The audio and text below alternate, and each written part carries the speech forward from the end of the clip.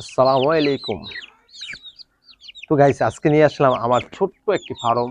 খুব শখের খামার, মুরগির খামার এবং হাঁসের খামার।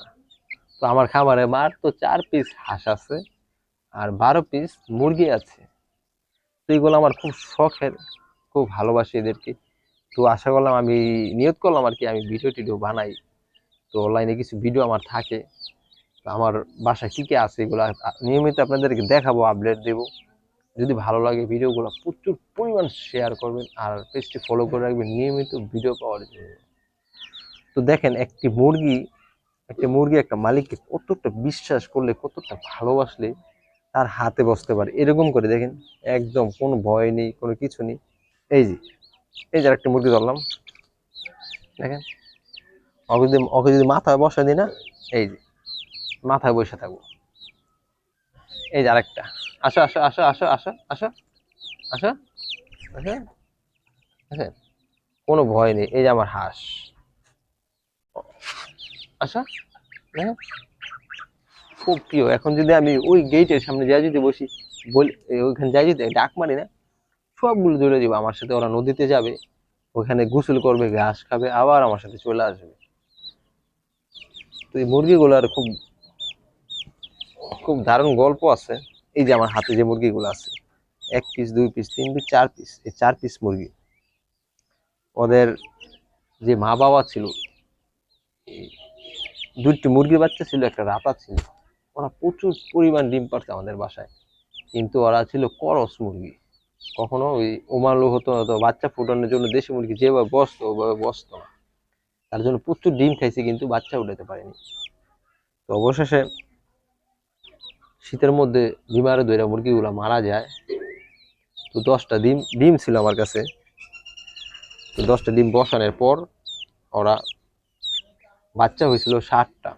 এখান থেকে মুরগি নিয়েছিলাম একটা, ওই মুরগিটা বসাইছি, 60টা বাচ্চা হয়েছে।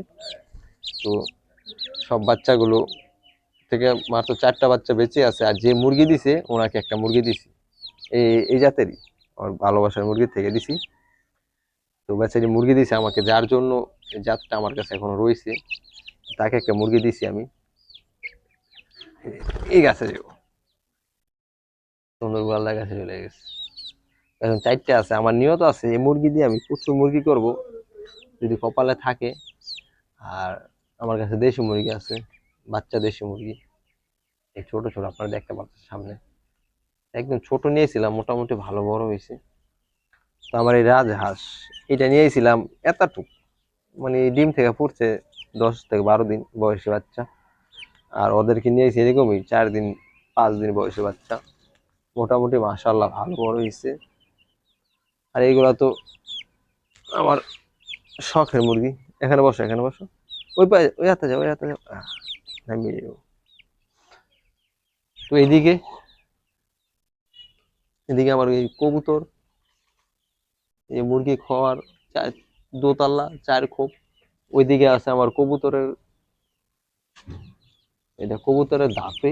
এখানে আমার প্রচুর পরিমাণ লেচার কবুতর ছিল, সব চুরি করে নিয়ে গেছে। একদিন তালা মারতে ভুলে গেছিলাম, পোলাপাইন নিয়ে গেছে বিকেলে, কি বলবো আর, কপালে নাই।